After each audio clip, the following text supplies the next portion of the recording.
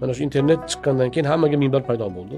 Ikkita odamning o'rtasiga g'iybat, bemaza suhbat hozir endi 1000 ta odam orasiga tarqaladigan bo'ldi. O'zingizni hayotingizni odamlarga namoyish qilmoqchi bo'lsangiz, bu bir qancha jihatdan xatarli tomonlari bor.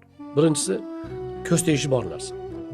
Ikkinchi jihati, agar shu ko'rsatilgan, namoyish qilingan videoda yoki yetkazilgan xabarda, ma'lumotda odamlarning hayotiga foyda emas zarar keltirilsa, ularning hayotlari behuda o'tishiga sabab bo'lsa, bu uchun shuni tarqatib odamlarning vaqtini sarflagan odam dunyo va oxirat javobgar bo'ladi. Hozir masalan fahsh buzug'likni tarqatayotganlar erta o'tib indinga farzandlaridan xuddi shu narsaning javobi qaytganda, jamiyat fahsh buzug'ligini zararidan tanazzulga yuz tutganda buni anglab yetib bundan orqaga qaytishga o'tadi.